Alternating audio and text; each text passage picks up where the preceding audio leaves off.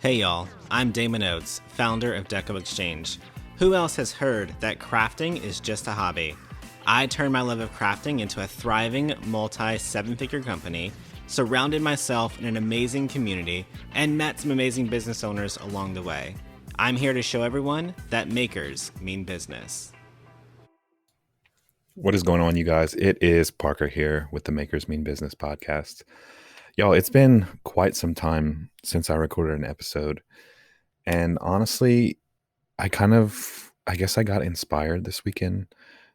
For those of you guys who are listening to this brand new, we just had Wreath Makers Live 2021 this weekend. Well, it was more like last weekend, this weekend.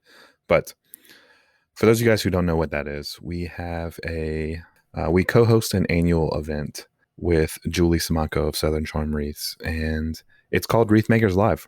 And we get together a bunch of wreath makers, a bunch of creative business owners, and we put on a show for them, basically. So this year we were in Dallas. We had around 400-ish people in person, and we had another 400 to 500-ish people who attended virtually. It was kind of like a weird year for live events with all the things going on in the world right now. But I got to meet a lot of people, y'all. I got to meet a lot of people, and a lot of people kept asking me about the podcast, and a bunch of people found us from the podcast, which is really, really cool. So if you guys are listening, shout out to y'all for not only letting me know, but also finding me, or finding us, I should say. I'm not really sure if Damon's going to continue doing podcast stuff or not, but for now I have a plan to. And I'll go ahead and tell you guys what the plan is. The plan is I'm going to talk a little bit about Wreath Makers Live today and what we talked about. It wasn't just about wreath making. We also had some guest speakers, some guest experts, if you will, about different content, you guys, different areas of expertise, different things that we thought are important for creative businesses or just businesses in general. So what I'm going to do today is I'm going to talk about what everyone else talked about. And over the next few weeks, I think I'm going to go ahead and just go into a little deep dive or a little bit of Parker's take on all of the different topics that all the speakers talked about. So first things first, I'm going to just go through and talk about what everyone else talked about. So the first day we had Roberto Candelaria, you guys, and a lot of these people, I think all of these people have been on the podcast already. So I'll just make sure and reference back in the show notes all of the different speakers that I'm referring to. And a lot of the things that they talked about, we also have talked about on the podcast. But it's been a little bit, you guys. So I'm going to go through and talk about all of those things. So like I said, up first was Roberto. Y'all, Roberto is kind of the sponsorship, partnership, and just collaborations guy. And that's exactly what he talked about on Wreath Makers Live, at Wreath Makers Live, on the stage of Wreath Makers Live, whatever you want to call it. He was there talking about that. Y'all, he was the first guy up on the stage, or the first person up on the stage. I shouldn't say guy, but the first person up on the stage. And he had like a really good topic.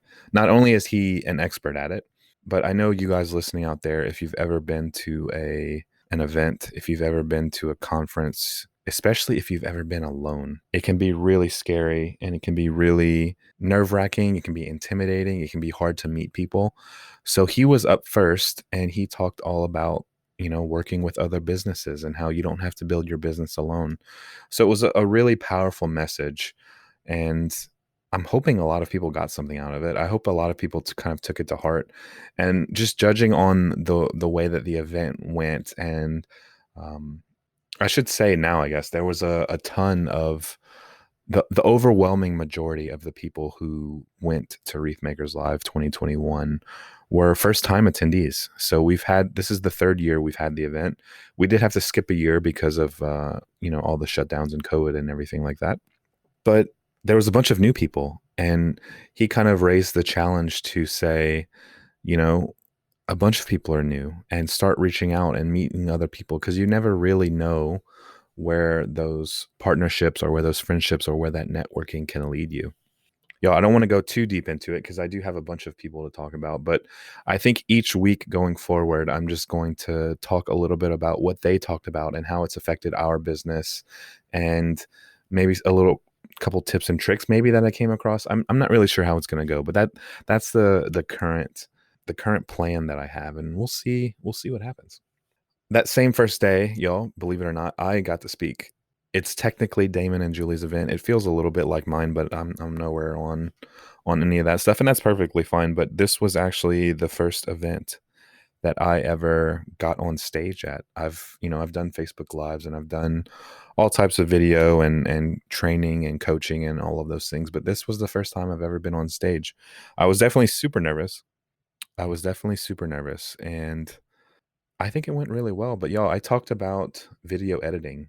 It's not a topic I'm particularly passionate about. It's just one of those things that we've been doing a lot of in our business. I've kind of worked with our team and kind of got the processes and procedures down for, what do we do after Damon does a video, and what do we do after the video is edited, and how do we edit it, and where do we post it, and how often, and all those things. So I just did like a very introductory discussion on, video editing and what's even possible with video editing. Like I mentioned, a lot of the people that went to Wreath Makers Live this year were brand new. They didn't know very many people. They hadn't met very many people in the community. Uh, and I took that to mean that they weren't extremely, I'm trying to think of the right way to say this, you guys. I don't want to insult anyone. Um, but they were very green in their business. They were very new to the whole online business. Maybe they don't even have an online business set up yet, and they don't even know what's possible. So I wanted to talk about just the basics of video editing, and I'll talk a little bit more about it whenever I get to that episode. But I went through all of the highlights of what's possible with video editing and why it's important, and I shared a lot of statistics about how video editing has affected our business on the different social media platforms, ad revenue, all of those things. So I'll make sure and come back with some data to discuss, all of the ways that video editing has helped Deco Exchange and the whole Deco Exchange family of businesses, because it kind of feels like that now. Y'all, next up we had Warren.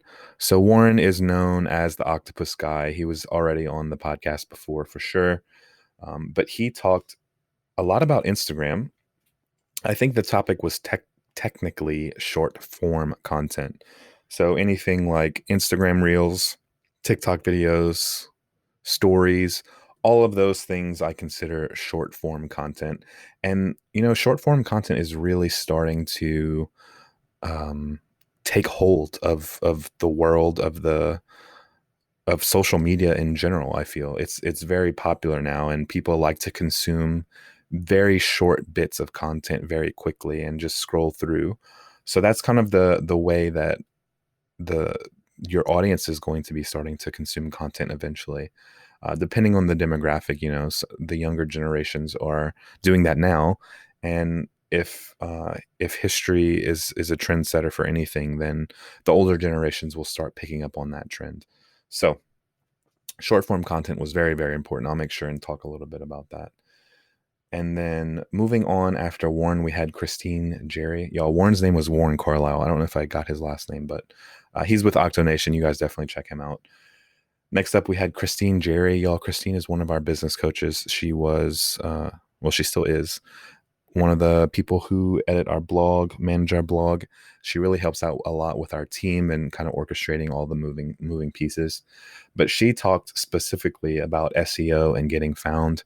She was on the podcast already as well, and I'll make sure and cover some of the stuff that we talked about before, and maybe a little bit extra whenever I start talking about what she, her presentation, what she had to say.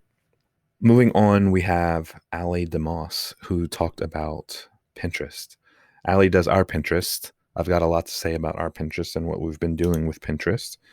But she kind of she didn't dip her toe, but she dipped everyone else's toe into Pinterest and what's possible with Pinterest and how to use Pinterest and why it's important with Pinterest and all of those things, you guys. So Allie did that. Moving on, we had Julie, who talked all about email marketing. I'm super excited to talk a little bit about what Julie talked about, basically email marketing. I don't think we've talked much about it in the Makers Mean Business podcast.